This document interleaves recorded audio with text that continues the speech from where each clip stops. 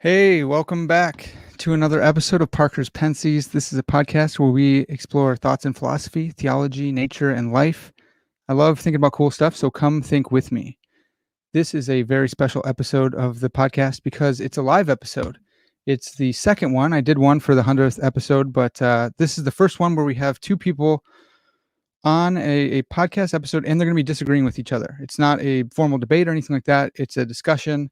Which is safer for everyone. I'm already super nervous as it is, but I'm very excited for my guests to talk about the Lord of Non-Contradiction, an argument for God from logic. And I have with me Dr. Alex Malpass and Dr. James Anderson.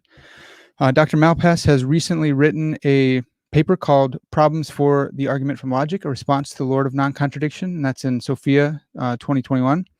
And it's a response to a Philosophia Christi article from 2011, which is co-written by Dr. Anderson and Dr. Greg Welty. So I'm really excited about that. If you guys are here for the first time, please subscribe on YouTube. Leave me a comment. Want to hear from you guys. I can see the live chat as it's coming in. So if you guys have questions, throw those in there and maybe I can read those during our conversation. And you can also become a Patreon supporter to support this podcast if you like what I'm doing. And above and beyond, there's also an audio podcast. You can go to Apple Podcasts, leave me a 5-star review and a comment. That'd be huge. Then I don't have to do as much intro as I'm doing now. So without further ado, let's pull them on in. All right, Dr. Anderson, Dr. Malpass, thanks so much for coming on the podcast. Thank you.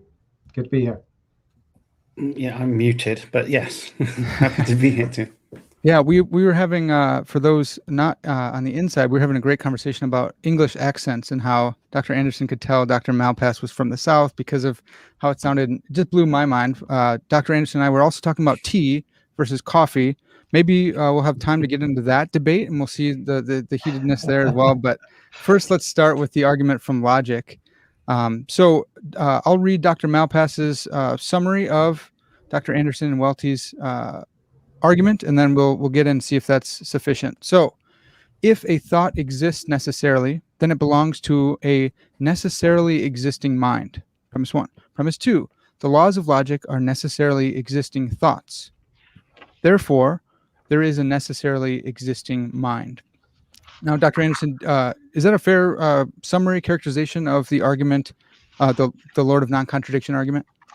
Yeah, it is a fair summary. Of course, you've got to recognize that it is a summary. It gives the basic structure of it, but there's a lot packed into those premises. I mean, the premises themselves need a lot of defense, sub-argumentation to support them. So as a sort of overview of the thrust of the argument, yeah, it's fine.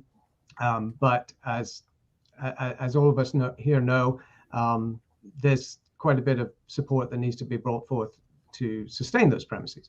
Right. Yeah. Okay. And so in your paper, Dr. Malpass, you have 3 lines of response to this argument. The first is the notion of necessity at play in the argument. The second is the notion of intentionality. And then third is a dilemma for divine conceptualism, which is the crux of the argument, is what the argument depends on here or seeks to show. So I thought we could follow that the outline that you set out in your paper, and we get to start with the notion of necessity at play. Can you give us an overview of your criticism of the argument based on their notion of necessity? Okay, so while I like this first sort of way into the argument, no, I'm not good. Over time, I think I'm not convinced it's hugely important, actually. So the idea here is that we're talking about necessary truths implying in some way that God exists. It's the argument from logic to God. And although, of course, the paper, James's paper in particular, talks about the law of non-contradiction, it really doesn't need to talk about that as opposed to any other necessarily true proposition. And it's not like I don't think there are any metaphysically true metaphysically necessary propositions. I think there are, and we could just pick one, and then we can run with the argument. So in some way, I'm disputing something that's actually common ground to us, and I'm not completely radical about this. My point really was just that the specific way that this aspect of the argument was defended in the paper did seem to me rather thin, and it was worth bringing that out. That was really what's going on. So it's a shared assumption, in fact, between us both. But I wouldn't venture the types of defense of it that's presented in the paper. So, I mean, strictly speaking, it seems to me it's not a well-defended aspect of the argument, even though I agree with that bit of the argument, right? So, just to put it into perspective, and I think that the type of thing that worries me about this way of doing it, I mean, let's pick the law of non-contradiction for the purposes of the argument, right? It seemed to me that the defense of the claim that that proposition is metaphysically necessary that we get in the paper was broadly speaking an appeal to inconceivability, and I am quite dubious that that's the right way to defend this type of notion. I'm quite skeptical of the I guess the legitimacy or something of appeals to inconceivability in metaphysics. I mean, what that comes down to me, to some extent, is I don't expect my intuitions to be a particularly reliable guide when it comes to weird metaphysical things, right? I imagine I'm probably going to have intuitions that are pointing in all the wrong directions, right? That's how I approach metaphysics. So I don't expect, so it doesn't really matter to me, that, I mean, inconceivable can be taken in a couple of ways as well. I mean, like inconceivable given a certain conceptual scheme is completely different to sort of inconceivable in any sense. And it seems to me that it's dubious whether anything is completely inconceivable. It might be a contradictory notion itself, right? Because I name something that's completely inconceivable and I conceive of it briefly, if only to wonder whether I can conceive of it or not. But, most of the time when we say something is inconceivable, what we mean is that like our current conceptual scheme doesn't allow that to be possible, but we can always adapt our conceptual schemes. And so for instance, Kant thought that Euclidean geometry was kind of conceptually necessary or whatever, so couldn't conceive of it being false, and it was part of the synthetic a priori structure of how cognition worked in general. And now we've got non-Euclidean geometry. Everybody thinks general relativity is broadly true, and everybody's fine with that now. Right. It's difficult to understand, but like, nobody puts forward these kind of Kantian arguments anymore. We just kind of figured out how to think about it like that. And there's non-classical kind of paraconsistent logics out there these days that don't have non-contradiction as an axiom or even a theorem. So seems a bit behind the times to say that it's completely inconceivable, right? Well, can I, lots of people Dr. Malpass, conceive of it all the time. So. The conceivability that I picked that up in your paper. I wonder, how do we figure out what's metaphysically, because you said metaphysical necessity is something that you two hold in common. How do we find out what's metaphysically necessary without using conceivability as a guide in our metaphysics? Well, I mean, it's a very good question. Metaphysical possibility seems to me it's a bit of a mess as a notion in general. Right. No one's really got a good idea of what that is. Lots of partial models kicking around with people more or less engaging with them, but I don't think there's a good theory of metaphysical possibility out there. But here's a thought, right? One way of gaining knowledge about what's metaphysically possible would be through a much more cautious approach than simply introspecting and seeing what I can conceive of. And you might think that you can draw inferences to the best explanation on the basis that, for instance, someone might make an argument that propositions exist because of the theoretical utility of positing that. It does a lot of work for the ontological cost that you pay for positing them, and that can justify, to some extent, believing that they're real, right? So that might be one way of getting there, but what we're talking about here is a long way from like anything like proof, scientific kind of justification, or even kind of just a rational like certainty or something. You just sort of like, there's reasons to think that, and if I come to that conclusion, then it's not like completely irrational because here's my reasons, right? That's how I would think we make progress in metaphysics, a delicate balancing act of lots of different considerations and Okay. very finely weighed evaluations of those. Yeah. Well, Dr. Anderson, do you have any I don't know, you're not here to like defend conceivability in metaphysics, but do you have any line of thought there of why it is reasonable to use conceivability in this argument? Well, maybe the first thing to say is that the argument doesn't really require conceivability as a criterion for discerning metaphysically necessary truths or any other necessary truths. And just to back up a bit to what Alex said at the beginning there, he's absolutely right that strictly speaking, this isn't an argument from the laws of logic per se, or at least if it is, it doesn't have to be, because it's more generally an argument from necessary truths. Okay, that's the starting point, the recognition that there are some truths that are necessary, that they could not have been false, they could not have been otherwise. And so, as Alex acknowledged, as long as we can find some common ground that there are some necessary truths, and I don't think it would actually take us very long to settle on a candidate necessary truth like no human being is a prime number, right? Okay, I mean, it's kind of silly, but there's something that, a human being could not have been a prime number. There's a necessary truth there, mathematical truths, certain geometric truths, and so forth. So in a sense, we could just pick one and run with it. However, I do want to make a little bit of defense of what we say in the article, because we do say it's an argument from the laws of logic. And the reason we do that is that laws of logic, generally speaking, are good candidates for necessary truths that a lot of people, unless their minds have been polluted by philosophy, academic philosophy, will think that there are laws of logic that are necessary, sort of rules of inference, of validity, that are not only true but could not have been false. And a good example to get people up and running would be the law of non-contradiction, that no proposition can be both true and false. Now, once you start getting into the literature on logic and philosophy of logic, yes, there are challenges to just about any law of logic. Certainly the three classical laws of logic, there are challenges. There are people that reject them. We grant that. We still think that they have a lot of intuitive appeal. And in a sense, we're not so much appealing to conceivability as just intuitions about necessity and possibility. And if we can't grant even our intuitions some weight in this issue, then I'm not sure we're going to get really anywhere in philosophy, because you're going to have to start with some shared intuitions and ask what follows from them.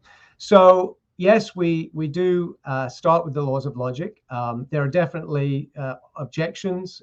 There are non-classical logics, but nothing crucially hangs on us taking any particular law of logic as the starting point for the argument. So if we could agree that 1 + 1 = 2 is a necessary truth, that it could not have been false, or that no one can be both human and non-human at the same time in the same sense, we could go on. But I think we've got enough to get up and running. One other thing I would say is that although Alex focuses on this term metaphysically necessary, and I do think there are metaphysical necessities, that's not actually our definition of necessity when we refer to necessary truths.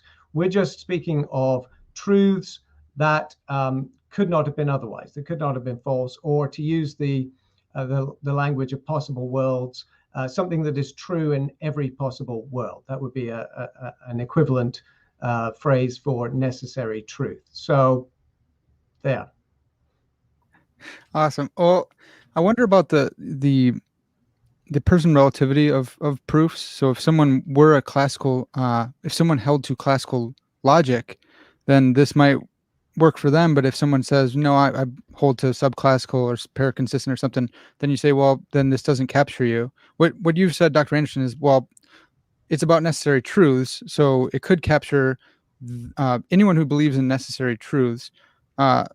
Dr. Malpass, do you think there are necessary truths, and do you hold to classical logic yourself? Just a random question there for you. Do I think there are necessary truths? I guess I do, yeah. That's right. I'm certainly not going to try defending the contrary thesis, right? Of course. I'm not really a dogmatist about very much, though. So I might be persuaded if you were really clever. I'm not going to die on that hill. But I certainly do think there are necessary truths, right? And is the law of non-contradiction one of them? Well, maybe it is, right? Certainly very, it's certainly not the sort of thing that's where we encounter any violations of it in everyday life, of course. But you can spend your whole life reading the literature on the liar paradox, and it's very difficult to work out what's going on there. It's very difficult to just sort of. I think the more you read that type of stuff, the less dogmatically you cling to the idea that non-contradictions are definitely true. Rather, it's more a kind of starting point of Western philosophy to some extent. Anyway, that's just what we're doing, rather than that's necessarily a firmly established foundation. Aristotle has some arguments for it, but they're not really that good. And you get arguments for it either tend to be question begging or just bad. So it's difficult to see, other than just sort of hand waving. It really seems to me like it's true, kind of what the arguments actually are for it. So it's sort of so foundational that it's difficult to know whether it's some deep philosophical truth or it's just something where I don't know how to argue against it. So yeah, generally speaking, Monday to Friday I'm a classical guy. Maybe on the weekends I dabble thinking about other things. Okay, so now it's time for maybe our we could surprise agree guest. on this, Alex. Maybe we could agree on this, that necessarily either classical logic is correct or it's incorrect. Well, yes, I think that's right. Even if classical logic is false, that doesn't seem to be, that proposition you just uttered then seems to be true anyway. The things that make me wonder whether the law of non-contradiction is true is that maybe there's some stuff in set theory that's like there's some utility to sort of adopting a different system or something, but it's certainly not the case that I'm saying hamburgers can eat people and people walk upside down now or whatever because the law of non-contradiction is false, so anything goes, right? Obviously that's not the case.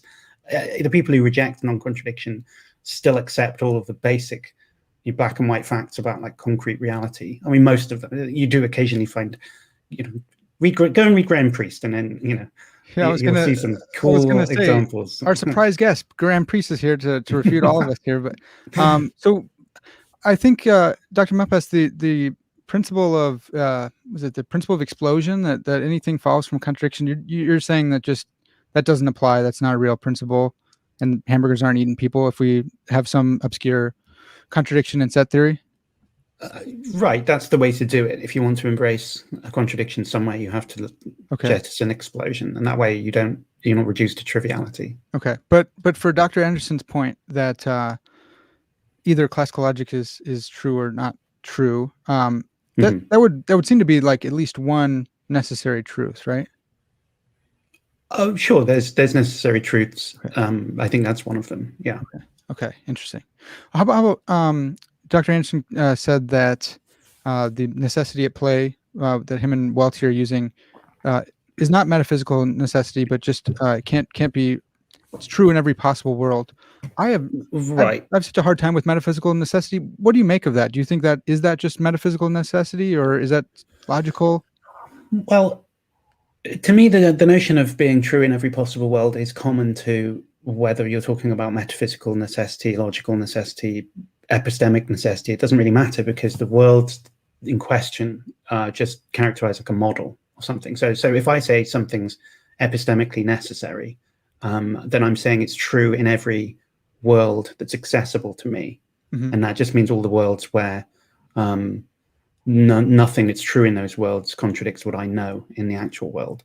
So you build up a model of epistemic modality, and you're still quantifying over all of the possible worlds with your like strong modality, whatever that is. Yeah. So, and that's true when you talk about logical modality. You're just, assuming classical now, all we mean is just a set of consistent, maximal and consistent propositions. Just characterizes all of the possible worlds and then something's logically necessary if it's true in all of those worlds. Yeah. Metaphysical is slightly different. I'm not quite sure what the criteria is, but something determines whether a possible world is a metaphysically possible world or not.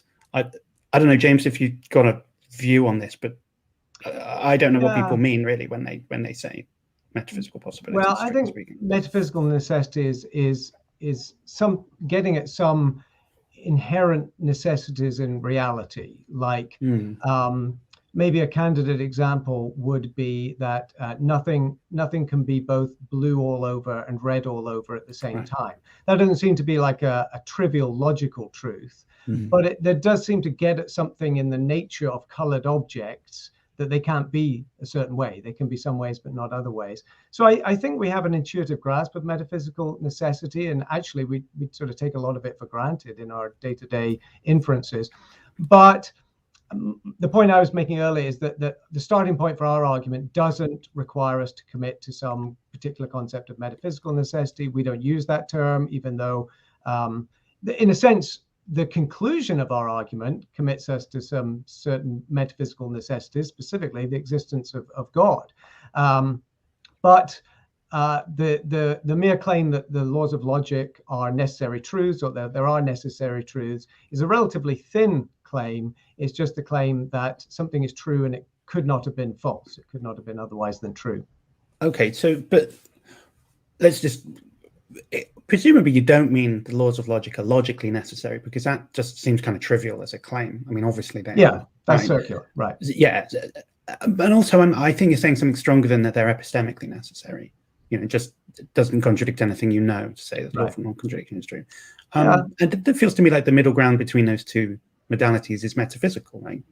Not clear what else you could mean apart from that. Okay, I mean, you can call it that. I mean, take Plantinga, for example. So Plantinga distinguishes between strict logical necessity and broad logical necessity. So strict logical necessity is something that's entailed by the axioms of logic that you accept, whereas broad logical necessity includes other necessities, like the example that I just gave of not being red all over and blue all over at the same time. And I think at times he calls that metaphysical necessity. He uses those terms interchangeably, broadly logical necessity and metaphysical necessity. Fine. I'm not going to fight over semantics, but the core idea is simply that of a proposition that is true and could not have failed to be true. Okay, awesome. Well, I would love to stay here, but we can't. Let's move on to intentionality, the notion of intentionality at play. I want to talk about Brentano's thesis, but Dr. Malpass, maybe you could summarize your criticisms here in this section as well. Well, let's see if I can remember. It's been a while since I wrote this paper. The idea, I think the idea is something like that everything that's intentional is mental. That's one horn of the Brentano thesis, and propositions are intentional, therefore propositions are mental. It seems to me this sort of syllogism that's at play, one of the kind of supporting arguments that's in play in James's argument, and that's so I guess one of the things that I spent some time really analyzing. But I suppose a passing reference to a paper by Tim Crane where the thought was that he was another philosopher who was arguing the same thing as James was. But it struck me that when I read Tim's paper, it didn't say what I thought James was saying it said. So there was a kind of exegetical dispute there. We could talk about that, I suppose, but I think that a broader point than the exegetical one was that it's not clear to me that the best thing to say about that everything that's intentional is mental. I think that there's another way of looking at this, which is thoughts are intentional, but so are propositions. And propositions are just not mental. So not everything that's intentional is mental. And I think we've got two theses on the table: everything that's intentional is mental, and not everything that's intentional is mental. So I guess I'm willing to defend the negative thesis there, and it might come down to, are there really any arguments that James has got that I can't counter or use for my own ends, things like parsimony considerations or whatnot. So yeah, maybe I'll turn it over to James to see how do you want to present the argument, I suppose. Well, let me go real quick, just for those who are a little bit lost.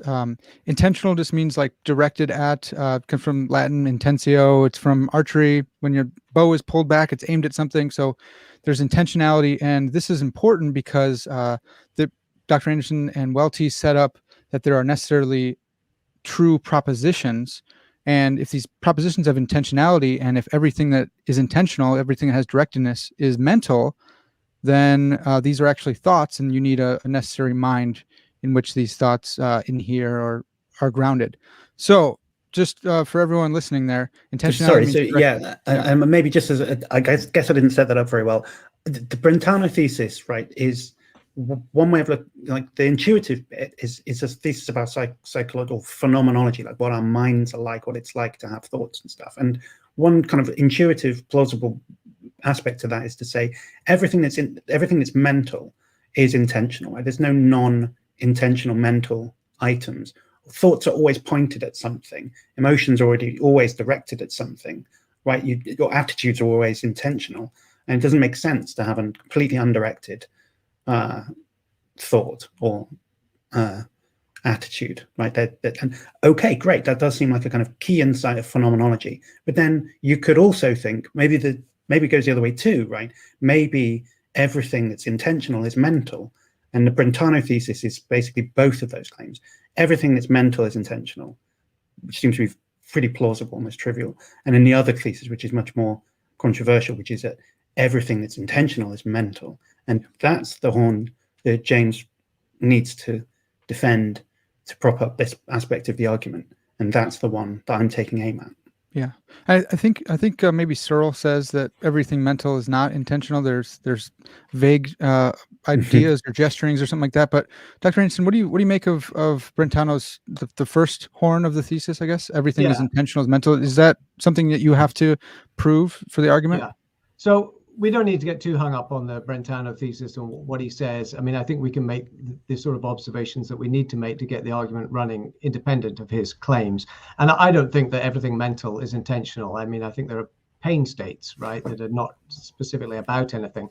So the key claim is the inference from the intentional to the mental. And what we try to do in the argument is we've got to the point of arguing that the laws of logic are necessarily true propositions, and a proposition is defined as a primary bearer of truth. So that's just sort of stipulation that the kind of thing a proposition is, it's the sort of thing that can bear a truth value, be true or false. And there are a few other things you have to say about the independence of propositions from linguistic tokens and so forth, but we don't need to worry about that. But what we want to argue is that propositions as such are thoughts, okay? Because that's where we want to end up with the claim that there are necessarily existent thoughts.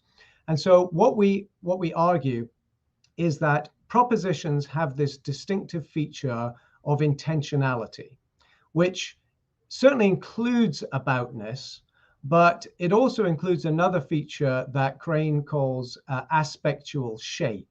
So there's actually a couple of things going on here, that if a proposition is propositions by their nature are about certain things, but also they represent them in a distinctive way. So, for example, you could say the morning star is Venus and the evening star is Venus. They're both referring to the same thing, but there's a different way in which a certain thing is being identified. The morning star and the evening star, for example. There are other cases. So the point is that propositions have this feature of intentionality, a very distinctive feature that actually it's in virtue of their intentionality that they're able to be true or false. Something can't be true or false unless it has this intentionality. And intentionality consists at least of this aboutness or directedness, that propositions can refer to objects beyond themselves, and they can refer in a particular way that we call aspectual shape. And that's really what's important about Crane's article.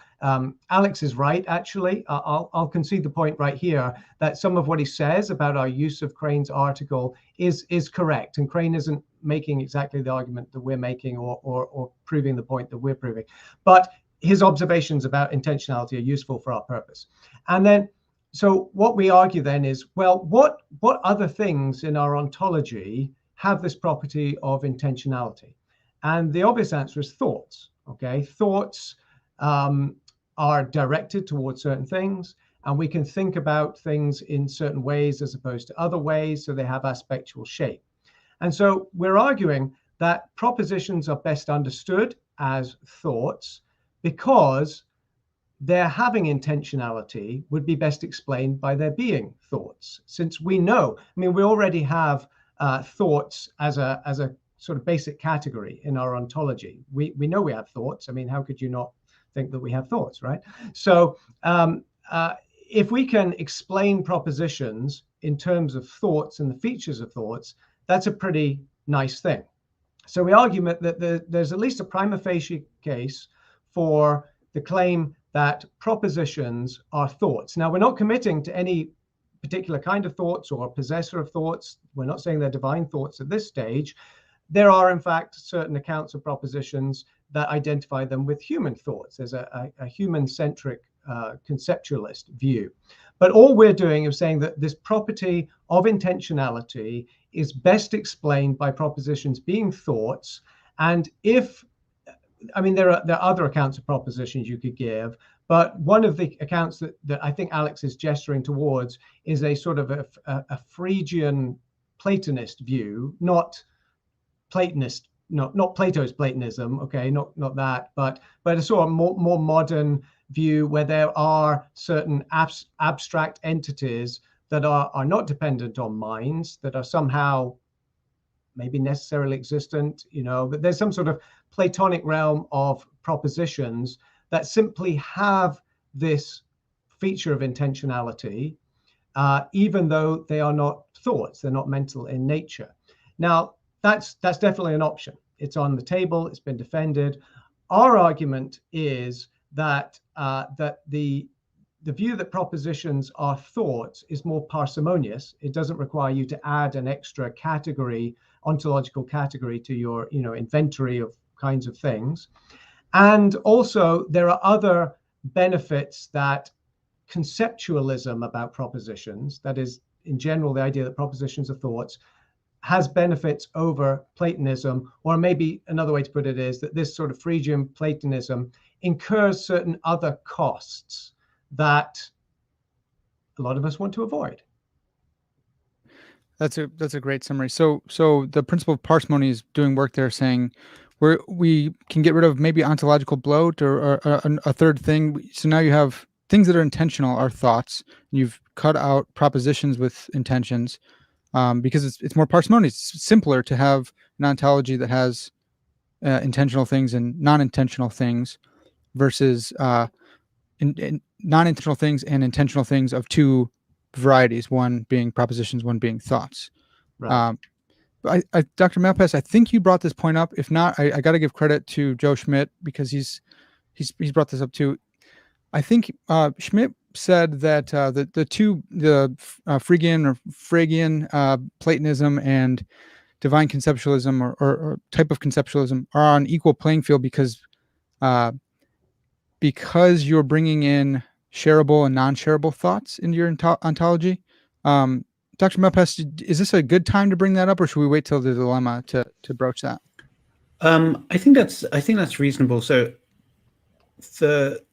I like Frege's argument. So Frege has this paper from properly ages ago. I think it was republished in 1918. I think it's 1896 or something. He writes this paper. And I think it's just called Thought. And in that, he basically says, look, we've got physical stuff, obviously, and let's go ahead and say we've got mental stuff too. So there's two types of stuff. But there has to be a third type of stuff, he says, right? Otherwise, communication would be impossible. That's his claim. And what he says is something like, look, I can have a thought that's about something, like I can think about the Pythagorean theorem, and so can you, right? You can think about the Pythagorean theorem too. And that fact requires a third type of thing. It requires there to be, because when we have a thought that shares the same content, I don't mean that like a bit of my brain has come out of my brain and gone into your brain and there's some physical stuff that we share. We don't share any physical stuff. We don't have to share any physical stuff, like Siamese twins or something. It's not like that. But it's also the case, you know, that my thoughts are like kind of metaphysically private, right? I can tell you about what I'm thinking about, but like I can actually just think about anything, right? You remember when this first dawns on you when you're a kid and you realize you can just swear at the teacher or whatever and in your head and they can't do anything about it because they don't know. Like in some way, no one can ever really know what you're thinking about. They're private to you and there's nothing anyone can do to solve that, unless some advances in neuroscience take place or whatever, but like they are basically private. So we're not sharing physically, like, we're not literally sharing thoughts as such. So what do we mean when we say we're having a thought with the same content? Well, Frege's answer is there's some third type of thing, let's call it an abstract object, which is the content, our thoughts. And he's not saying very much about this, apart from the fact that, well, there must be a type of thing out there and it must be able to play this role. Otherwise, communication would be impossible, but it isn't impossible. So that's that. So I quite like that argument, right? I'm not saying it's completely decisive or whatever, but I like it, okay? So it seems to me that there's some kind of positive case for there being something in addition to thoughts and matter. But then you could say, well, hold on a second, this ontology over here, this divine conceptualism, yeah, it's more streamlined, you know, and I want a bargain as much as the next man. I don't want to pay ontology where I don't need to. So sure, let's have a look at this, right? So you've got two types of thing. That looks better. But when I think the details of the proposal is that human thoughts are metaphysically private, but for God's thoughts to actually play the role of abstract objects. So we're saying that, you know, some proposition like the law of non-contradiction actually just is a thought in God's mind. Well, if it's a thought in my mind, it can't play the role of the content of someone else's thought, right? It can't actually, we can't share that as content in the way that we can when we both think about the same proposition. But so for God's thoughts to be able to play that role of being shareable, they actually just have to be a different type of thought. So we've really got two types of thought on the table. We've got physical stuff, shareable thoughts, like non-shareable thoughts, like normal thoughts that I've got and that we have. And then we've got a second type of thought, which is this shareable thought. And that's really just a third type of thing, it seems to me. And okay, we can say that they're thoughts, but there's really the tripartite ontology. So to me, the parsimony claim here is really as exciting as it seemed to be when it was first advertised. You know, I just don't really seem to be getting much of a bargain here. So, you know, why pick one over the other, right? It seems to draw at best on this one. Yeah, Dr. Anderson, any thoughts on that? Any thoughts? Yeah, are they shareable thoughts then? Yeah. So Frege's argument is really an argument for realism about propositions. That is that our thoughts require some propositional content that is shareable and exists independently of my thoughts and Alex's thoughts and so forth. So Frege's argument itself does not distinguish or does not give a reason to adopt a sort of Platonic realism over against a theistic conceptual realism, such as Welty and I defend. So I like Frege's argument too, because what it does is it gives us reasons to think that propositions exist objectively and independently of human minds. But then the question becomes, well, what kind of things are there? Now, Alex's pushback is that even if we say that propositions are divine thoughts, that's still a different ontological kind. That is, now we've got the category of maybe material things, we've got a category of human thoughts, and we've got a category of divine thoughts, and we have to treat those as separate categories as well, partly because God is not like us. We don't have divine features like God does. But also there's this shareability criterion that comes into play, that if as we argue, propositions are ultimately identical to divine thoughts, then they have to be shareable between humans, okay, and that makes them special. Yeah, there's definitely something to that. No, we're certainly not going to deny that divine thoughts are in an ontological category distinct from human thoughts. I mean, part of our argument is that they exist necessarily, that they play the role of propositional content and so forth. However, I don't think that parsimony is doing all of the work here. That is to say that there are also other explanatory benefits of theistic conceptual realism that Platonism lacks. And one is that, as I tried to suggest earlier, the intentionality of propositions is well explained by mental activity. That is to say, we know that minds have the power to direct towards certain things and to think in certain ways. In other words, they have the kind of powers that we associate with directedness and aspectual shape, these components of intentionality. So if propositions are thoughts of some kind, whether human or divine, then that accounts well for their being intentional, because cognitive activity is a good explanation, a good account of intentionality. There's also the question of causal relevance as well. And I don't want to take up a lot of time with this because I know there are other topics we need to get onto. But one issue with Platonism is that if you do have these abstract entities that are not grounded in a mind, are sort of, free-floating, abstract, necessary objects that seemingly exist independently of us. So there's this 1 + 1 = 2 proposition that's there, whether I exist or you exist or any human thinker exists, even before human beings came into existence. There are these propositions with intentionality. That's an odd view, and a lot of philosophers have resisted that, because it does seem to suggest that there's this causally inert realm of propositions, and then there's the material realm of physical objects like us, and how is there any causal connection between them? Now, in the case of theistic conceptual realism, there is, in the nature of the case, a causal relationship between God and the world, and God and human beings. So if propositions do turn out to be divine thoughts, then that also explains, at least to some degree, their causal relevance. They're not causally inert after all. Now, of course, that doesn't settle things, but my point here is that I don't think parsimony is doing all the work. There are broader considerations of explanatory utility that I think give the edge to divine conceptualism over Platonism, but that's not something you can settle in one conversation. That's true. Yeah, those are all great points, both sides. Dr. Malpass, I think we've kind of, if we haven't already slid into it, we're getting there about the dilemma for the divine conceptualist, and I think it has to do with thoughts being like self-reflexive or not, and in order for the argument to work, a divine thought T and some law of logic P, they would have to be identical. T would have to be identical to P, and you have these two claims, and you're saying you're drawing a contradiction between the two. Do you have that on the top of your head to lay out for us? Let's see. So I think what I was trying to get at, I'm not sure I succeed really, but my thought was something like this, right? That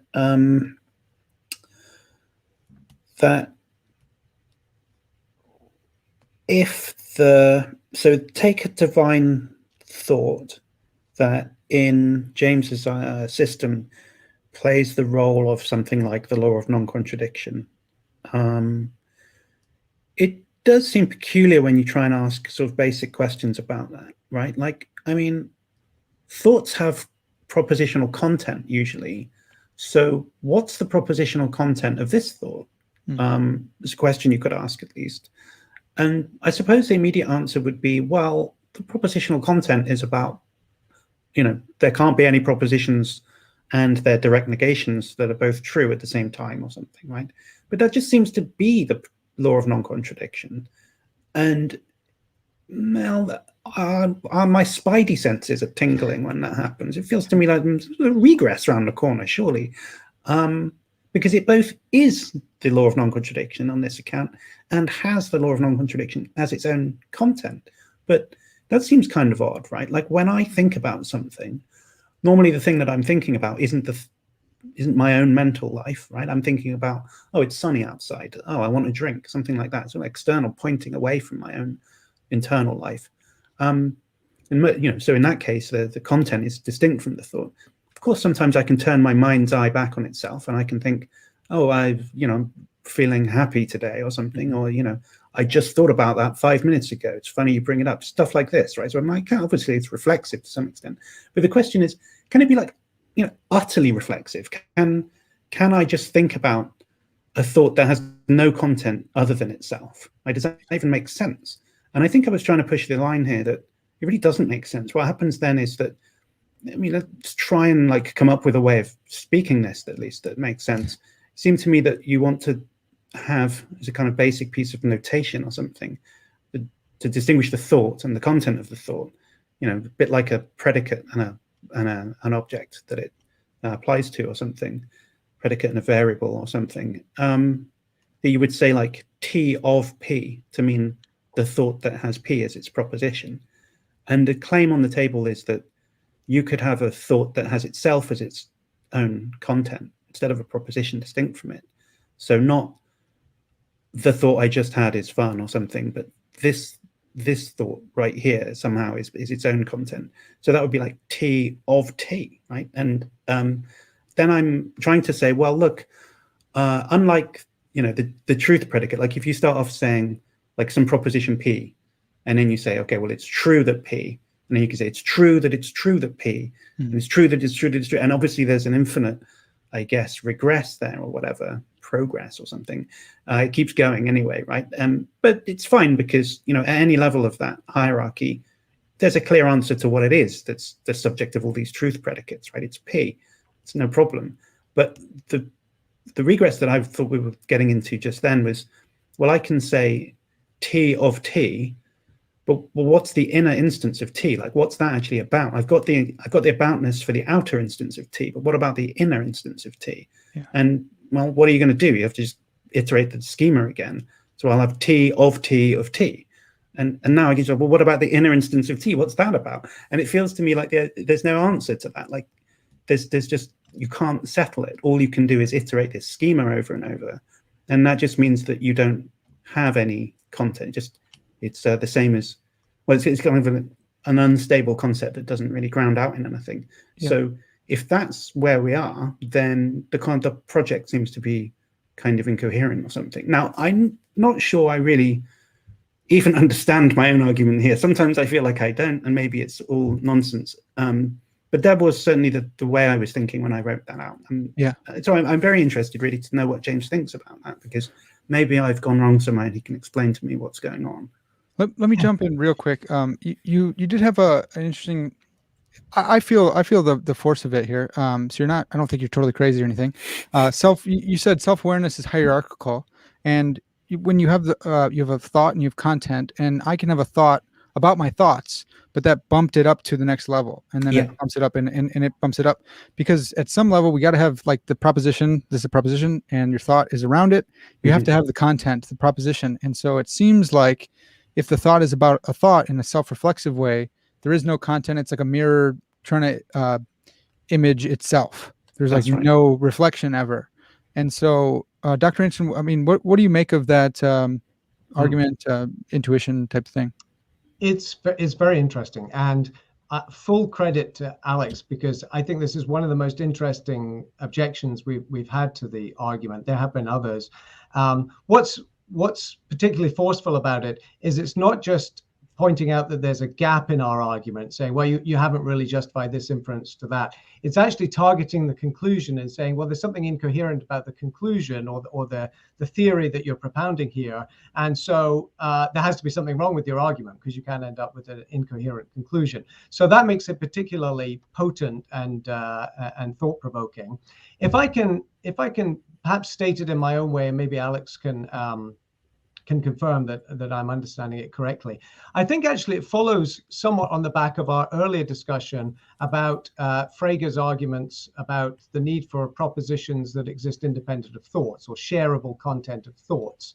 So what Frege's argument seems to show is that we have to distinguish between my thought that P and P itself, because Alex could have his own thought, his own private thought that's his mental state. We can have two distinct thoughts, but we can think the same proposition. We can believe the same proposition or entertain the same proposition. And that implies that there has to be a distinction between the thought and the propositional content. Now, it seems to me what Alex is then doing is sort of trying to hoist us by our own petard and say, well, if there's a distinction between the thought and the propositional content of the thought, then that would seem to apply to God's thoughts as well. And if that applies to God's thoughts, then God's thoughts can't be identical with a proposition or the propositional content, because there's something incoherent about saying that T is identical with the content of T, or a constituent of T, or a part of T. So as long as there's a distinction between thought and propositional content, it seems as though we can't then identify divine thoughts with propositions. So Alex, does that sound like that sounds right? Okay. I think our response is to say that what Frege's argument does is it shows that in the human case, in the case of human thoughts, and specifically contingent minds, we have to make a distinction between thought and propositional content for the sort of reasons that we canvassed, namely that there would be certain propositions, regardless of whether I existed or you existed. There's something about the nature of propositions that they have to be objective and they have to be independent of human minds. However, that doesn't necessarily carry over into the divine case. In other words, I don't think anything in our argument commits us to saying that any kind of thought needs to be distinct from propositional content, only minimally that human thoughts. Certainly we're committed to the claim that human thoughts have to be distinguished from their propositional content, but we're arguing that something has to play the role of that propositional content, or something has to play the role of propositions. There has to be some sort of metaphysical grounding or reality to that to account for where there is this propositional content that is what it is, independent of our thinking, and that God's thoughts are the best candidates to play the role of propositions. And so we're actually not committed to the claim that God's thoughts have propositional content. We make that distinction in the human case, but in the divine case, we want to say that God's thoughts just are the propositions, at least the propositional content of our thoughts. So what we call propositions that we share between our thoughts, those are in fact identical to divine thoughts. And so divine thoughts don't have propositional content. Divine thoughts are the propositional content for human thoughts. So we're not even saying something like divine thoughts are their own propositional content. That would certainly raise the kind of worries that Alex has been articulating. But I don't think we're committed to that claim. As long as we can make the claim that God has thoughts, and those thoughts have the kind of features that satisfy a good account of propositional content, then I think at least our position is coherent, and it doesn't fall into the kind of regress that Alex worries about.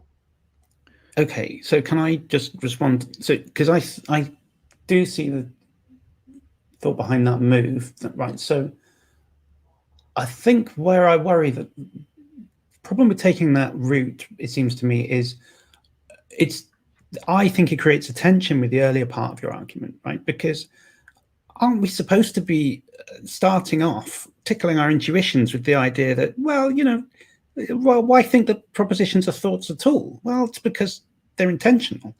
And now we find at the end of the journey, we're offered an account of divine thoughts that are really not intentional because they don't have any content. So why should I think these are even thoughts? I mean, all of this point, you were saying previously, well, there's this bargain on the table, right? We already know that thoughts have the power to be about things and have aspectual shape and stuff. But when we come to look at the thoughts that you're presenting to us, they're not like that at all. They're in fact completely different. they're basically just propositions. I mean, the fact that you want to call them part of God, I mean, that's fine, but like they're as far away from thoughts are, my humdrum normal human thoughts, as propositions are. I mean, they're basically inert contents of thoughts, right? You've made them play the role of propositions so much that they now don't look like thoughts anymore, at least normal thoughts. So all that bit in the argument that led up to it, where we're supposed to be thinking, oh, there is some similarity between propositions and thoughts. Maybe propositions just are thoughts. It seems to me that's undermined by this conclusion if you avoid my dilemma by just saying, oh, well, God's thoughts don't have any content then, I guess. That seems to me there's still a tension there. It's difficult to resolve that. Does that make sense? Yeah, I think so. Perhaps you're saying there's sort of a bait and switch, that we're arguing from certain intuitions about the nature of thoughts, and then the kind of thoughts that we end up with are nothing like our thoughts. Well, they are and they aren't. I mean, obviously, there's some very significant differences between divine thoughts and human thoughts, and that's, that no one's going to, I think, quibble with that.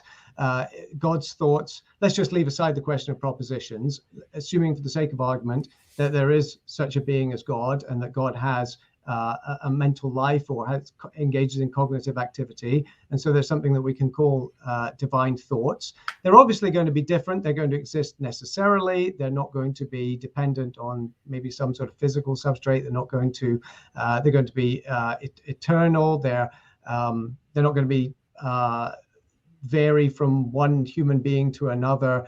There's going to be a lot of features that divine thoughts have that human thoughts have, but it's precisely those features that allow them to play the role of propositions. And it's really the intentionality feature. Now, you said, well, how can God's thoughts be intentional if they don't have propositional content? Because they are playing the role of propositions. If propositions are those things that have intrinsic intentionality, then divine thoughts would have that feature, precisely because divine thoughts are they're cognitive acts. They're God directing his mind in a certain way, and if thoughts have intentionality, then that's one of the, as it were, common features of divine thoughts and human thoughts, that they both are about things, and about things in certain ways. Yeah, okay.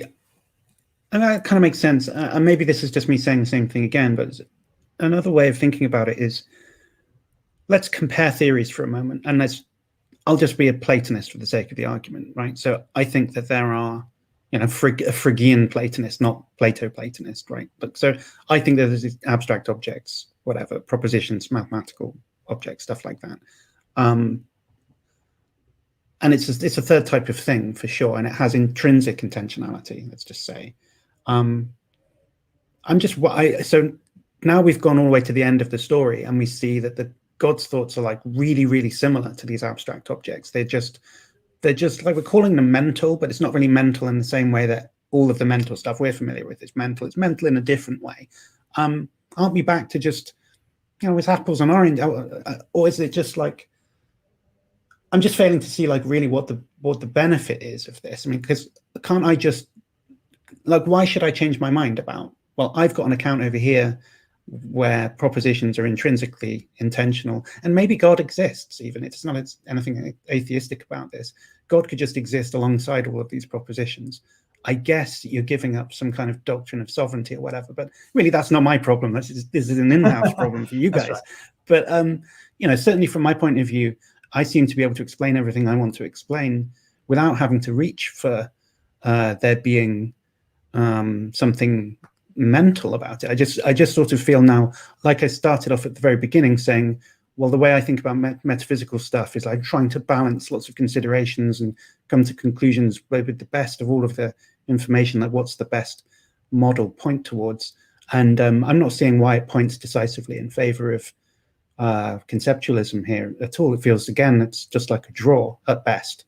Do you see what I mean? Yeah, I do. And you're right that in the end, we're evaluating competing accounts of propositions. I mean, you've got the hardcore anti-realists who just want to deny the existence of propositions altogether. You've got some who want to characterize them maybe as sets or as sentences. You've got the human conceptualists who want to argue that propositions do exist, but they're human thoughts in some way, maybe thought tokens, maybe thought types, different variations.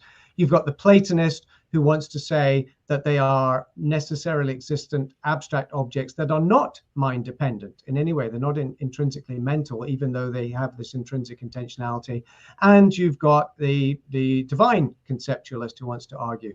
And I mean, the way you really have to resolve this or try and work your way through the issues is, and this is, I think, what Greg Welty has done quite effectively in his own work on this, is to ask the question, well, what sort of things do we need from propositions? What sort of features must they have in order to play the role that we take them to play?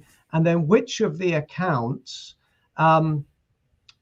best satisfies or best explains those features in a sort of coherent, unified way. And it's interesting that there are certain arguments about the nature of propositions that push us towards Platonism, right?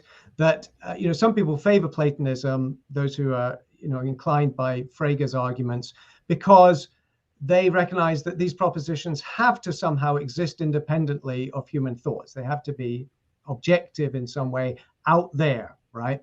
So there's the Platonist impulse, but there's also the conceptualist impulse. And this is where some other philosophers go. Because of the intentionality of propositions, they want to try and find some mental account, because intentionality seems best explained by being grounded in a mind that has these sort of powers. So there's a pressure towards Platonism, and there's a pressure towards conceptualism. And of course, if you're not a theist, you're going to have to resort to some sort of human conceptualism, but that has its shortcomings as well. And arguably, the beauty of divine conceptualism is it satisfies both those impulses. It satisfies the Platonist impulse towards objectivity and necessary existence, but it also satisfies the conceptualist impulse towards intrinsic mentality. So that's sort of a snapshot maybe of how we might think about some of the competing positions here. It's a nice pitch, I've got to say. I like it more now you said that. That's awesome. Well, we've made progress here. Unless there's anything else to say on those last couple points, we got a couple questions here from the chat. Anything else before we jump into those, guys? Well, let me just float an idea that only occurred to me during this conversation, which was, maybe this is stupid, right? But could you say, well, back on my side of the fence for a moment, is it plausible to suppose that if you want to say, well, hold on, what's the theoretical work here that we need to get done? And I need to say something about like the intentionality of propositions. And you were taking it for granted that, well, obviously thoughts are intentional. So easy to slot one concept into the other, then propositions must be thoughts or something. Maybe I could say something like, well, the only thoughts that are intentional are those that have propositions as their content, right? I'm not sure if that, maybe this has obvious counterexamples, but the thought that it's sunny outside or something is intentional in virtue of the fact that it has a proposition as its content. And so it's only when propositions kind of crop up in thoughts that they are intentional. So that my thought is only derivatively intentional on the basis that there's a proposition on the scene contributing its intentionality to my thought. But maybe that's stupid. Like I said, it's a thought that occurred to me during the conversation. So I don't know, James, am I being stupid? I probably am. I'm sure you're not being stupid, but I think this is part of where the Fregean argument seems to sort of push us, that what is it accounts for the intentionality of my thought and your thought, that we have the shared thought that's about something. Well, there's this propositional content, but then to suggest that what makes a thought propositional is its propositional content, that seems to me question begging in this dialectical context. And also it's really ultimately then committing you to some version of non-theistic Platonism, something along those lines. So I'm not sure that that's a move it seems to be doing an end run around some of the considerations that we've been trying to bring forth. Yeah, okay. I'll put it down then. Forget about that. Well, I wonder, if I could jump in, I wonder if you made the intentionality derivative, the thought's intentionality derivative of the proposition, then would the thought then not be about the proposition? Because it wouldn't have any intentionality like until it gets. I know it's kind of weird to say. I think I'm being stupid now, but I think I'd have to say something different about it being related to the proposition rather than it being about the proposition. Yeah, there's a difference between a thought having a proposition and content and a thought being about a proposition. So if I have the thought that Paris is beautiful in the spring, that thought isn't about a proposition. That thought is about Paris, but the thought has propositional content, which has intentionality and it's directed towards Paris and so forth. Now, we can have thoughts that are also about propositions, like I'm thinking about the proposition that 1 + 1 = 2, but that would be a special case. So it's important to try and keep that distinction between having content and being about the content. Yeah, that's really interesting. Dr. Malpass, I do see like I want to think about it more, but with at least Searle's understanding, saying that, there's these like vague things the thoughts that don't have intentionality. That is an interesting thing to think about, propositions being the source of the intentionality. I'm going to chew on that a little bit more myself. Let's jump into some questions here. We don't have a ton, and we might have to make sense of them and steelman them ourselves here. But here's one for Dr. Anderson. Does divine conceptualism run into Russell's set paradox? Parentheses, God's thought T, which is about all God's thoughts that aren't about themselves, is about T, if and only if it is not. Interesting. Yeah, that's an interesting application of Russell's set paradox. I think if it is a problem, it's not particularly a problem for divine conceptualism, because you can run that paradox against Platonism, against different accounts as well. So maybe we just have to say that there are some inherent limits on the kind of thoughts that God has. There are other arguments, like Cantor has these arguments against divine omniscience, because there can be no set of all true propositions and so forth. And it's possible that these problems are actually problems in set theory rather than any particular application of set theory. So maybe it's just once you start talking about divine conceptualism with the apparatus of set theory that these paradoxes arise, but it's not something that's a problem distinctive to divine conceptualism. That's my sort of off-the-cuff response to something like that. Yeah, that's interesting. I think that would push it to what we were talking about before with epistemic modality, that it could be a problem with our cognitive framework. Does that sound right? Or is it with actual set theory itself? Well, of course, set theory is a construction. It's a way of thinking about things. Of course, there's an existential debate over whether sets are actual objects and so forth, and these are related for sure. But it's possible that this objection that's being raised here could be cast in terms that don't use that set theory. Maybe it's just that we're saying something like, God has thoughts about God's thoughts, but there's certain conditions that a comprehensive divine thought must have. I don't have an immediate answer to that, but like I say, it's a sort of puzzle. It's a philosophical puzzle that crops up in different areas, and I'm not sure that it's going to be a compelling objection to divine conceptualism as such. Yeah. Okay. It would be more compelling if, for some reason, you were committed as part of the argument to naive set theory. Now you're in trouble if that was part of the setup. Right. But of course you're not. Right. So, I mean, is this a problem maybe it's a problem for any realist account of propositions that allows the types of constructions you get in naive set theory? And if so, it would afflict the Platonist who makes that type of move as well as the theistic one. So sometimes when we're doing these types of weighing big theories against each other, you find arguments that look really damaging. You think, oh, great, this was a golden bullet. I've absolutely destroyed, silver bullet. I've killed the other guy. And then you realize, oh yeah, but this applies just as much to me as to the other theory. And so it's no help in distinguishing between these two. I think here we've got one of these. It certainly doesn't tell in favor of Platonism, it seems to me anyway. Yeah. So just this one's for me, but we've assumed Platonism concerning propositions for the sake of the argument, and Dr. Anderson, I know you are a Platonist concerning propositions. Well, hold on. Oh, Hold okay. on. Define Platonism. Well, Because see, that's if what you I mean want to do. realism, Yeah, just the fact realism. that they exist. Yeah. Yeah. Okay. In that thin sense, lowercase p Platonism. All right. I'll grant that. Okay. Yes. That realism. Dr. Malpass, I think that I don't know. You said that you like Frege's argument. Are you a realist concerning propositions? I know you said you're not very dogmatic about stuff, but what do you think?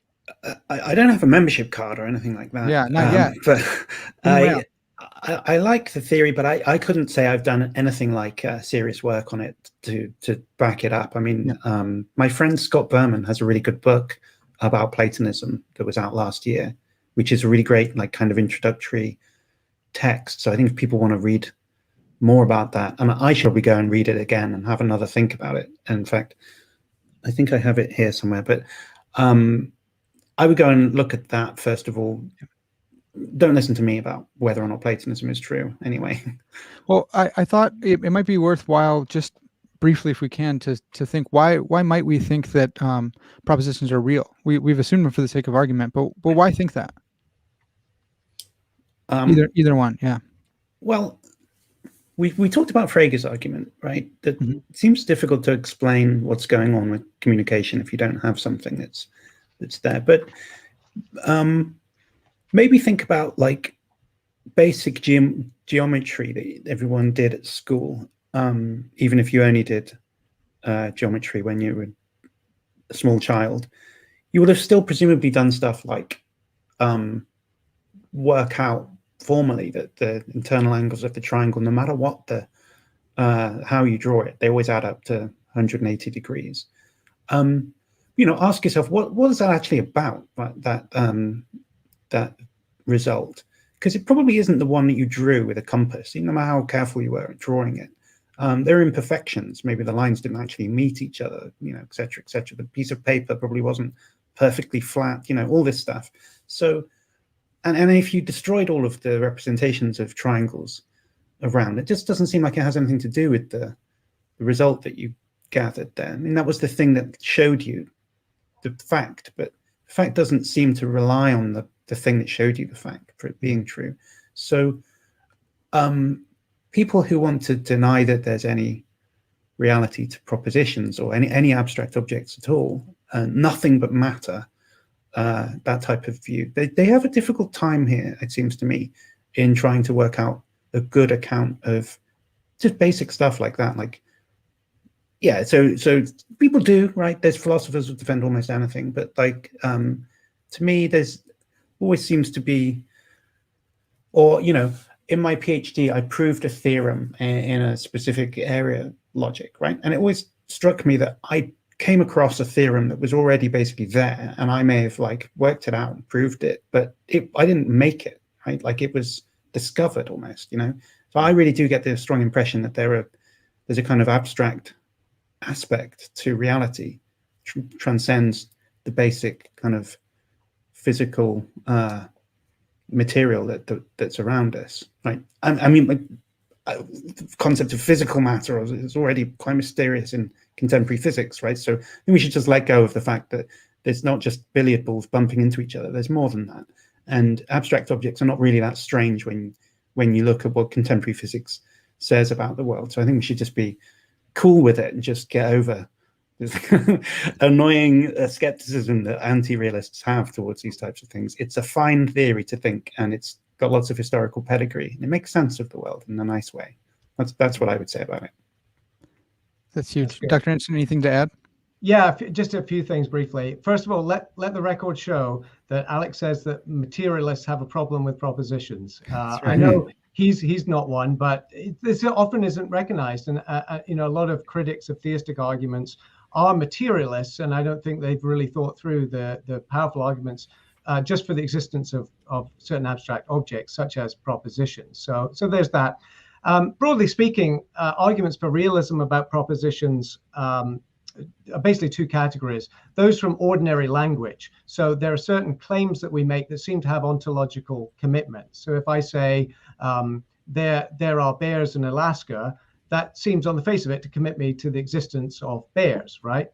And if I say there are things that Mary believes, that seems to commit me to the existence of some things that are the objects of Mary's beliefs. Especially if I say something there there are things that both Mary and Dan believe. Now I'm seen to be committing myself to the existence of certain things that are the objects of their beliefs, but aren't identical to those beliefs. They're somehow shared. So there are ordinary language arguments. And then there are what we might call explanatory utility arguments, where a realist theory of proposition explains certain things that seem implied by things we take for granted, like the existence, as Alex suggests, of truths that have yet to be discovered. Just if you think about mathematics, there's an infinite number of mathematical truths, it seems, none of which any human mind could entertain or be the ground of. And we're discovering new truths all the time. So if we say there are truths that are yet to be discovered, that again seems to commit us to the existence of these truths, or these truth-bearing propositions. And there are other things like communication, the fact that I can communicate a thought to Alex and so that we can have the same thought. The language, so translating a sentence from one language to another language, from say English to French, if a translation is successful, it seems as though there is something that is maintained constant that's independent of the sentences, the English sentence and the French sentence. And again, a realist theory of propositions seems, a natural explanation for how there can be something, some content that we can express in one language and another language. And there are other examples here, but actually there's quite a interesting raft of independent arguments that point towards the same conclusion, which is, it doesn't commit you all the way to something like divine conceptualism, but at least it gets you to the point of, let's take the existence of these things, proposition, seriously, and now ask what other features must they have to do the kind of things that we assume they do. Yeah, well, this is awesome. We started with this contention over the argument, and now we're all just bashing deflationary theorists over there, which is fantastic. Common ground. All right, so Dr. Malpass, are you aware of any argument or paper or whatever that questions the correctness of the law of identity? Is it even possible to do so? Well, it depends exactly what you mean by the law of identity, I guess. But there's a law that's sometimes called Leibniz's law, which is now I'm trawling back through my mind to something I haven't thought about for years. But like when we talked about Brentano's thesis earlier, where it had two directions to it, there's Leibniz's law is sometimes cashed out a bit like that. So it's saying for any x and y, if x and y share all the same properties, then x is identical to y. So for two things to be non-identical, there has to be some property that one of them has that the other one doesn't have. So you could say every pair that has the same properties is identical, or you could say the other way around, everything that's identical shares every property with anything else that it's identical to. Although I'm saying out loud now in a way that makes it sound really stupid the other direction, but if I wrote it down, I'm sure it would make more sense. And again, this is something probably James can correct me on, but that idea of what identity consists in has been challenged, and there's stuff in the philosophy of physics about that, where you can have, I think it's photons or something, where they basically do have all the same properties as one another. They're indistinguishable, and their ontology seems to be like, apparently from quantum field theory or whatever it is, that it's like, if I give you £5 and you put it in the bank, and then the next day you go to the bank and withdraw £5, and if someone said, is that the same £5 I put in yesterday? Like, especially if it's like a digital transaction or whatever, it just doesn't make any sense to ask whether it's the same one or a different £5. They're all the same, right? You've got so many of them, that's fair enough, but to ask which one is which doesn't make any sense, right? It's just, they're all just the pounds that you have in the bank, or the dollars or whatever. So if photons are like that, then they do display behavior that clashes with Leibniz's law. So that sort of idea of identity has been questioned. If you just mean for all x equals x, then I don't know of any system that seriously proposes a different law there. Propositional logic doesn't have that as a law because it doesn't have identity. So in that sense, it's not a law of classical propositional logic, but that's a bit of a cheat, I guess. It doesn't really mean that it's false, it's just not expressible. So I guess it's a long way of saying, no, I don't know of any system. Okay, awesome. All right, another one for Dr. Anderson. Can you go over the distinction between multiple instantiation of thoughts, which Welty rejects, and the multiple exemplification of thoughts, which Welty accepts? So does it make sense? I know they're switching between Aristotelian and Platonist language there. I'm not familiar with that terminology, and I'm trolling my mind for some place where Welty makes that distinction: multiple instantiation of thoughts and the multiple exemplification of thoughts. I wonder if this is referring to divine thoughts or thoughts in general. I'm sorry to let down the questioner, but I think there's a context to this question that I'm missing. So sorry. Rather than just bluffing my way through it, I'll just plead ignorance. Yeah, that's great. Okay, for Dr. Malpass, if the Lord of Non-Contradiction is false, then how can we ever show that something is necessarily false? Is all knowledge provisional on this view? Well, if you're a the law of non-contradiction, sorry, not the Lord of non-contradiction. Yeah, so if the law of non-contradiction is false, as I was suggesting earlier on, that needn't change very much at all, right? What it does mean is that you can't say in every single case that you've derived a contradiction, therefore the assumption was false. But it doesn't mean that you're never allowed to do that, right? It just means that you can't always do that. There's some subset of cases where that rule of arguing by contradiction isn't going to work, right? So if you say something like the liar sentence is your assumption, and then you derive a contradiction from it, and then you say, well, it must be that that's false, then the dialetheist is going to say something like, well, maybe not, right? Maybe it just is a contradiction and it's true anyway. And then if you say, well, does that mean that hamburgers eat people then, or whatever? He's going to say, no, it doesn't, right? It doesn't necessarily have any consequences outside of that, like strict domain, the rarefied air of paraconsistent set theory or whatever might be the only place that it occurs. So it's kind of quarantined away from everything else. And if that's right, then you can go ahead and use argument by contradiction everywhere else that you find it. So you could still prove things are necessarily false in exactly the same way as you did in the first place. So think about it like this. And this is an analogy I brought up in the paper. You might say, well, every mathematical truth has to be provable, right? Otherwise, well, can you just take two things over here and another two things over there and fail somehow when you try and add them together? Because, surely I can just prove that those things in combination, they equal four things, right? It's this trivial mathematical thing I can do. So what does it mean if there's some mathematical truths that are not provable? Well, the whole point of the Gödel's incompleteness theorems is that there are going to be some arithmetic sentences that are not provable, but it doesn't mean that it's any of the ones you've ever come across, right? It doesn't actually have any effect on the ones that you've come across. And they're like random things. They're not random. They're esoteric things that, unless you're really fully embedded in the literature on that, you're just never going to come across. So what's its consequences if there are some arithmetic truths that are not provable? None that you're ever going to come across, buddy. So don't worry about it. And it's the same thing with the law of non-contradiction. It seems to me it might just be something that doesn't bother the likes of us, right? It's Graham Priest's thing to worry about, but it's not our worry, right?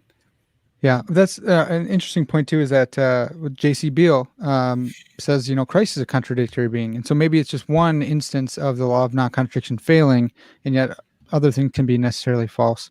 Dr.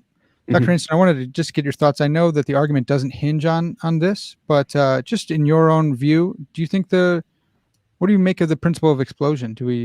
Is it not true?